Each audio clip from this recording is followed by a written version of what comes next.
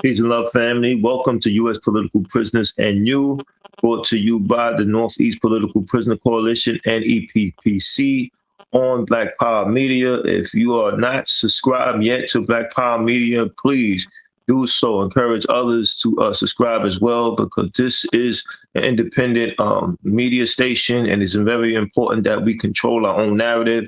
It's very important that we support our own media. So once again, please encourage those who have not subscribed to Black Power Media to do so.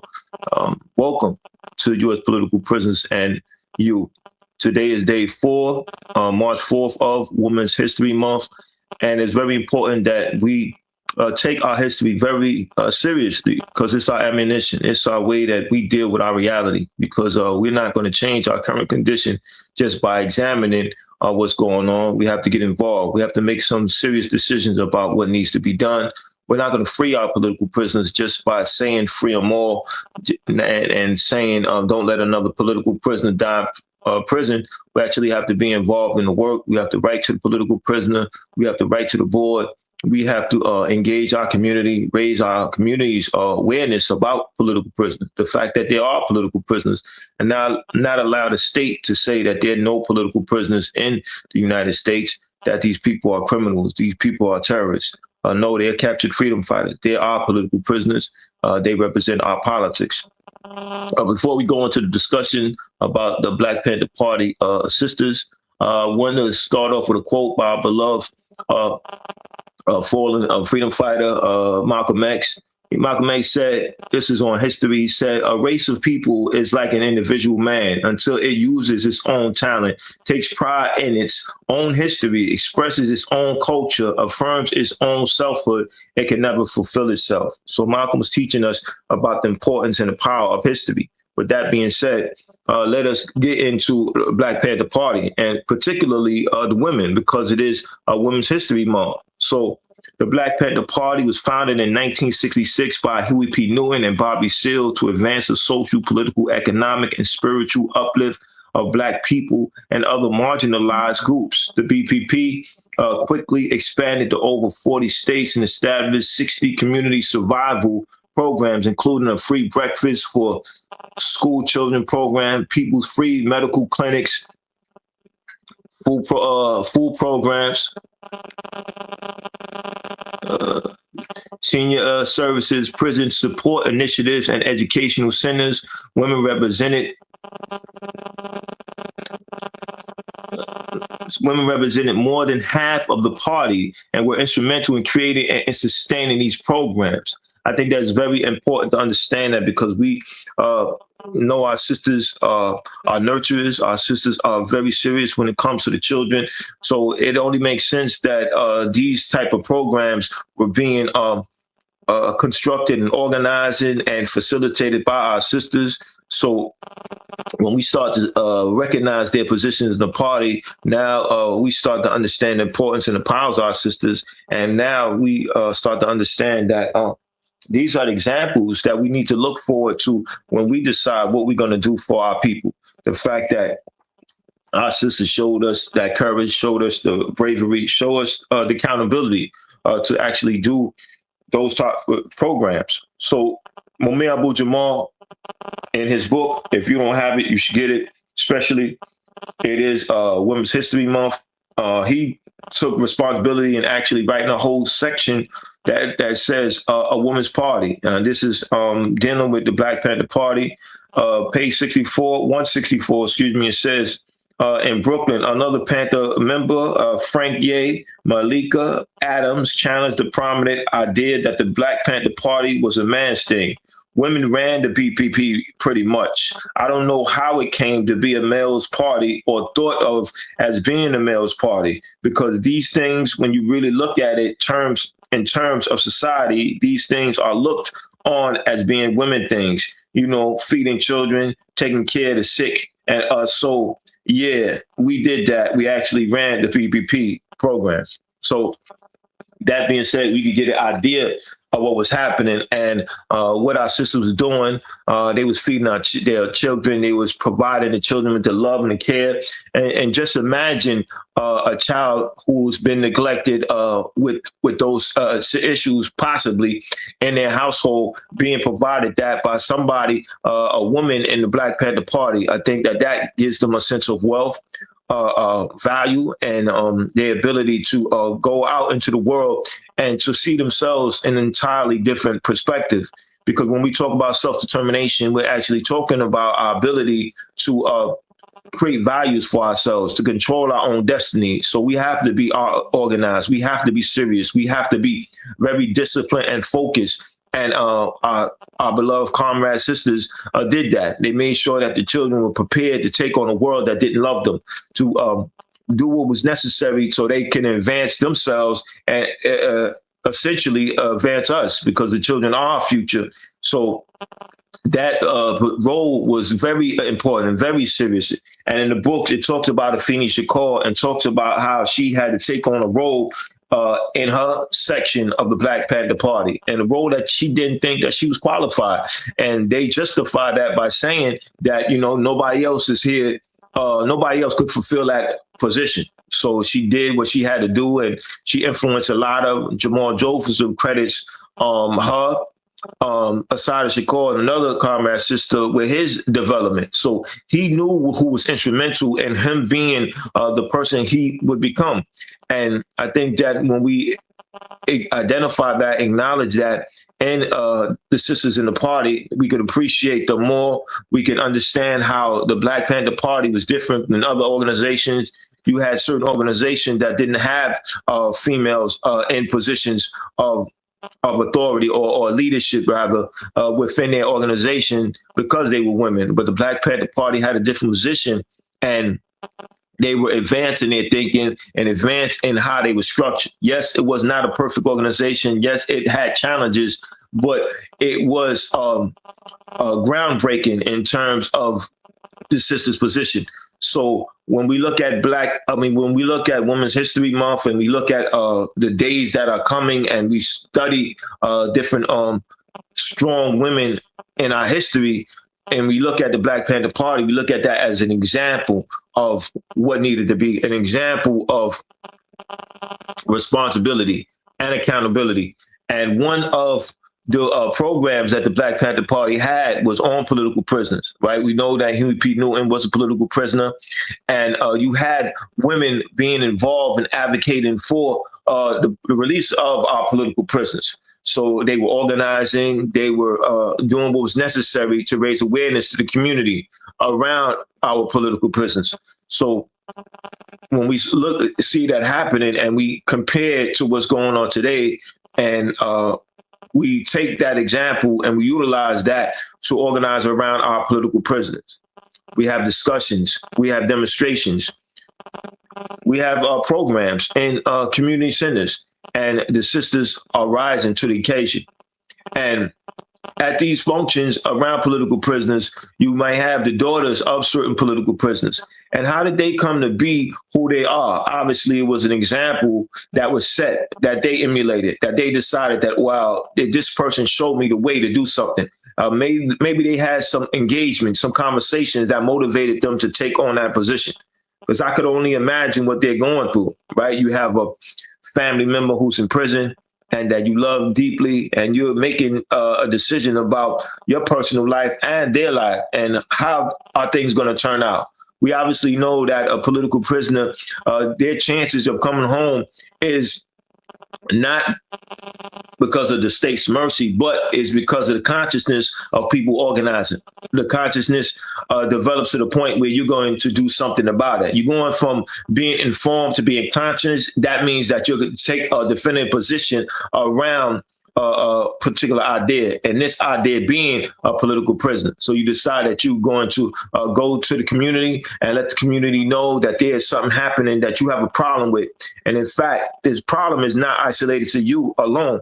the fact is, it is all of our problems. It is all of our issue to take on when we talk about political prisoners, because these are people who are courageous enough to stand up to a racist system, a system that thrives off exploitation, that thrives off oppression, that thrives off people not feeling valued, people being distracted by different things that are supposed to make them feel fulfilled.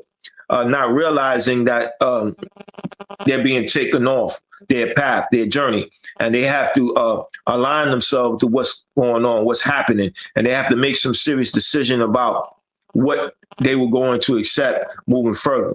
The Black Panther Party for Self-Defense had the 10-point program. One of the things that they took on, one of the programs was the free breakfast program. So you had the sisters serving the food, preparing the food, doing what was necessary to make sure that the children were fed. That is an expression of self-determination. We take that today and we look at what's happening in our community around ICE, around the struggle continuously for food, clothing, and shelter. And we ask ourselves, what would the Black Panther Party do? And when we talk about that, we're talking about most of the Black Panther Party being women. So we're looking at examples of our strong sisters, and we're saying, the sisters showed us by example. They wasn't just talking the talk. They were talking the talk and walking the walk. And they gave us that strong example to be courageous, to make a decision that today is not going to be like yesterday. Today is going to be different because I learned from yesterday. I made some serious decisions about what I'm going to accept and not accept. And that's why we can never credit our sisters enough when we talk about their role in the Black Panther Party. We're talking about selling newspapers. We're talking about medical programs. Who doesn't want to see a sister drawing blood from them or taking their vital signs and letting them know that things is going to be all right, that they have some issues happening, but there is a solution. There is an option that they can have.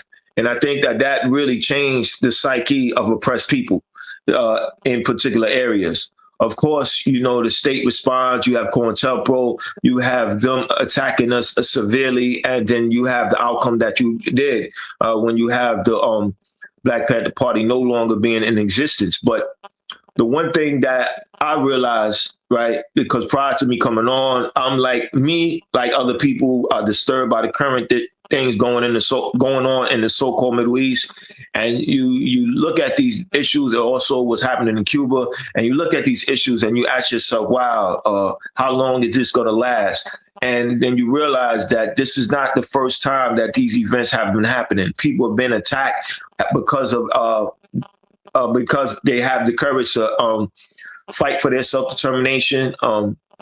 But people led examples, right? They have museums, they have books, they have documentaries, they have a number of historical pieces that have been preserved to let people know that you don't have to accept this anymore, that there are things that you can do. And so I, in deep appreciation for those who kept records of those liberation struggles, those who knew that there was going to be a generation that came and who would have to deal with these problems if these problems were not eradicated. So I know that there's this book called Comrade Sistas, and it deals with the Sisters of the Black Panther Party. And I have borrowed the book from the library, I think last year or the year before, where I did an episode on the Sisters of the Black Panther Party. In his book, if you don't have it, including myself, I need to get it from my personal library so that I have this archive to continue to go to and continue to develop my understanding about the roles of the sisters in the Black Panther Party. And now I can appreciate them more. I can make other sisters who were not aware of the roles of the sisters in the Black Panther Party aware of what they did and why, and give them inspiration to take on the task today, right? Because the situation is still the same, right? We're not liberated yet, but I think that these examples that we have towards how we're going to fight, what we need to do, are inspiring, right? They fuel us. They are ammunition. They're ammunition not just for ourselves, but for our children, right? But before I go any further into discussion more on the sisters, I just want to make time to encourage those who are reading or viewing this particular episode to make time to write to a political prisoner. I've attempted to give you the current addresses. If these addresses are not the correct ones, please just hit me up on my telephone number. I'm always provide my telephone number. Show it again and let me know what happened with your attempt so that we can rectify this situation. And I'll do my best. I'll reach out to Jericho because they usually are on top of things. And that's one of the things that I want to let you know, that all these organizations that are doing work around political prisoners need to have some way of working with each other, right? So I'm always attempting to work with those who I can, who are willing to do the work, and who I even have time to do the work. But so now, when you take the time to write to a political prisoner, you're doing what the sisters did during that time. Because as I said earlier, Huey P. Newton was a political prisoner. So just imagine that you see these signs, these shirts, these flags that say "Free Huey," these buttons, and sisters are playing a role in making sure that that's distributed, making sure that that is put together, and that is all part of the collective work. So he eventually is free. And so that we have to be thankful for our sisters' role. And I know that, they wouldn't be concerned about being thanked, right? Because as one of the founders of the December 12th movement, Viola Plummer said, why are you going to be thankful for something that you're supposed to be doing? So they know what they were supposed to be doing. Huey P. Newton was one of the founders of the Black Panther Party for Self-Defense. And they knew that if we didn't fight to bring him home, then the chances of him coming home were extremely slim if he was going to come home at all. But it's our ability to organize, it's our ability to demonstrate in the street, it's our ability to talk to each other, coordinate ideas, and let those who are not aware that they are political prisoners. They are people in prison because of their politics, and we got to come together and get them free. And we can do that with the power that we possess. And that power is our ability to organize, to come together, to decide what talents we have. Like I said before, if you're an artist, do artwork on political prisoners. If you are a musician, do music on political prisoners. And this is not new ideas. These are ideas that's been around for decades. And I can only imagine what the conversations were like when the sisters were doing their part in organizing to raise awareness about Huey P. Newton and him being in prison and him possibly facing death, right, because of his situation. But they knew their role, and they knew that they had to continue to be out there. So much respect, much love to our sisters for doing their job, for doing their role. And I say that in order for us to be truly thankful, to be truly respectful to our sisters, we have to be active. We have to activate our consciousness. We have to be out in our community. We have to talk to those who we come across to. If you happen to be somewhere and you see buttons being sold around our political prisoners, buttons that say "Free Huey P. Newton," "Free Kamal Siddiqui," you should purchase one. You should be on a train, on a bus, wherever you at, with a button. Somebody's going to see it. Somebody's going to watch. Somebody's going to inquire, right, at some particular time or another, and they might just observe what you have on, and then on their own free time, they might look it up. And one of the things about this algorithm, that it'll continue to give them information on what they had interest in.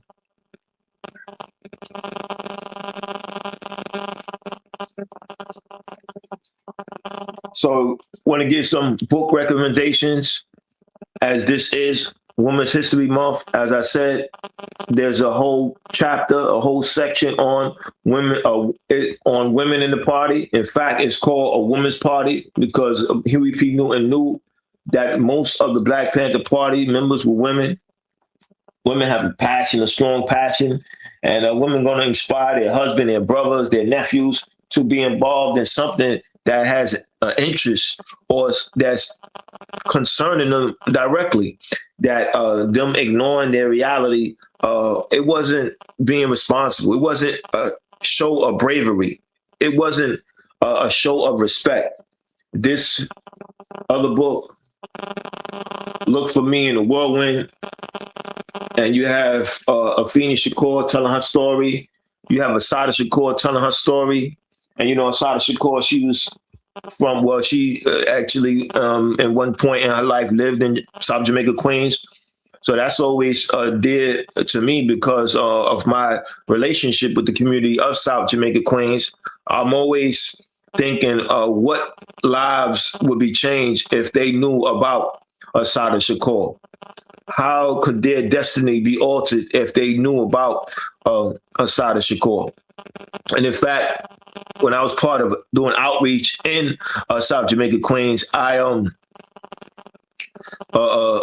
gave out some information to a number of people in the community, and one of them was dealing with Asada Shakur, or I mentioned Asada Shakur. In fact, the sister said, I'm going to show up to this event, and because Asada Shakur had just died. And I was blown away by that because somebody is always going to know a little something.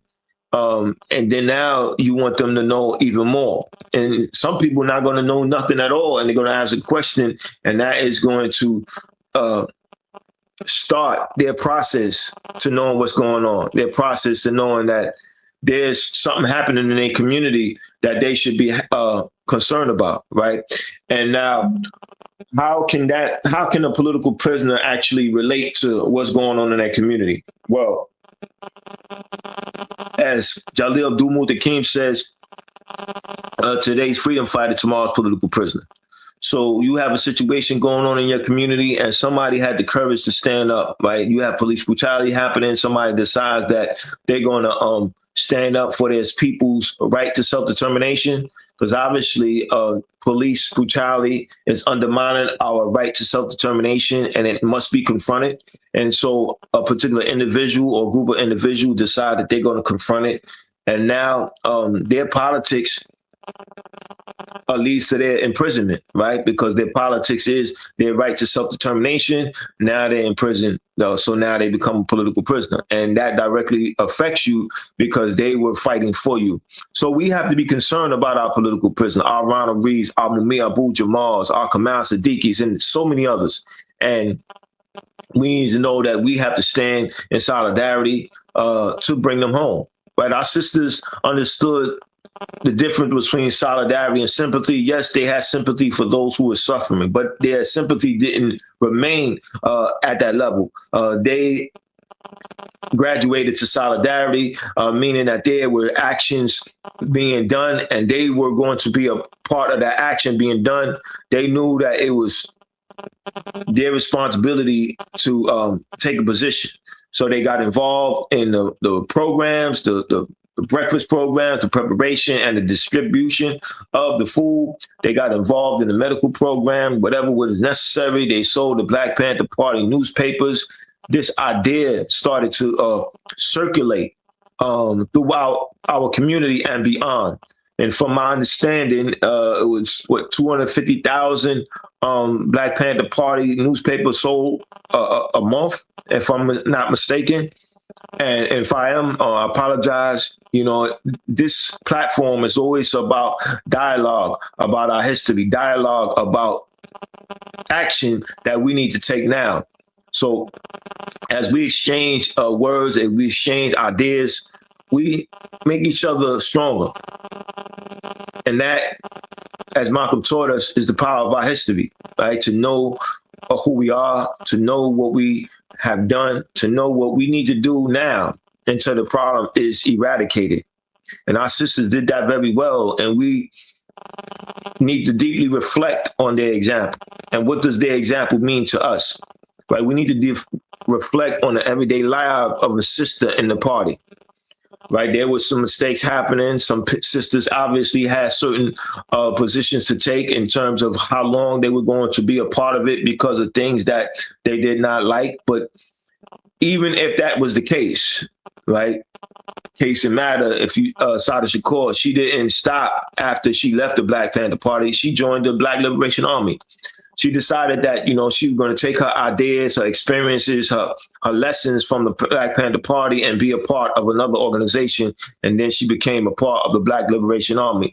So my point is that, you know, regardless of what the situation was, you had certain individuals that kept on fighting, that understood that they had to be a part of some serious organized action.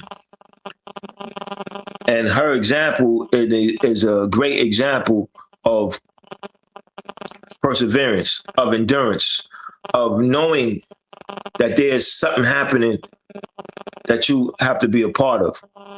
So once you get this book,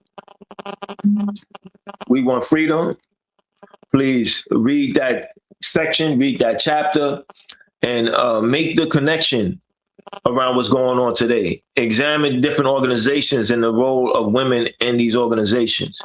And salute them. Ask them, how can you help them be a part of some change?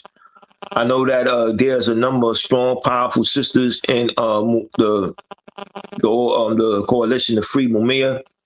And, you know, I salute them, and I always provide my contact so that I can help based on my capacity, based on what I have access to in terms of resources. I might have a relationship with a particular community center where a program could be done. So I put that out there to let them know that, you know, my contact is made available so that my resources can be accessed and that we can come together and raise awareness about our political prisoners, to make sure that they are recognized in the community, to make sure that they are being viewed as important, right? Because we don't talk about our political prisoners enough. And they need to be recognized just as much as we talk about reparation, just as much as we talk about police brutality, just as much as we talk about our right to food, clothing, and shelter. Our political prisoners need to be in that conversation. They need to have a presence all the time. And that's what one of the things that I strive to do, is that when I show up to a function, I'm showing up as a representation of the political prisoner, because I know if the political prisoner was not in prison, they would be at these meetings. They would be at these programs. They would be in these streets. They would be organizing, because that's what they do. Because they know that to not do that is actually to take a position, right? In politics, there's not no in between. You think that it's an in between. Actually, when you think that you're in between, you're actually on the side of the force that has the most power, right? Because you're not challenging it. You're keeping things the way they are. So liberalism undermines our work. We can't be liberal when it comes to our political prisoners, right? We have to be clear. We have to understand that our political prisoners have been on the front line, that they knew before they took that position the consequences of their action. Afeni Shakur, she was part of the Panther 21. Sada Shakur, she knew what was the possibilities when she became involved in organized action, but she knew that nothing was going to stop her love. Afeni Shakur, Joanne Bird, and so many others of our sisters knew that nothing was going to stop their love for their people. They were going to put it all on the line. So we salute, we honor them, we appreciate their example, and we appreciate their example not in mere words, but continuing to do the work, seeing what we can offer, where, and at what time, at what capacity. So as I conclude this episode on day 4 of Women History Month, I encourage the viewers to read a book that's going to deal with the history of our sisters in our liberation struggle, have a discussion, with the youth in your family or in your community and ask them, what do they think about what they read? Or what do they think about the ideas or the examples that our sisters show? And ask them, what do they think should be done about advancing our people? And have them get involved, get them an assignment. As always, I'm pushing the idea to write to a political prisoner. So have the youth write to a political prisoner. This is Women's History Month, and our sister comrades have always been on the front line. And that example that they showed us in the Black Panther Party is an example that we respect tremendously. With that being said, y'all know the call. Frame all. Peace and love. See you next Wednesday.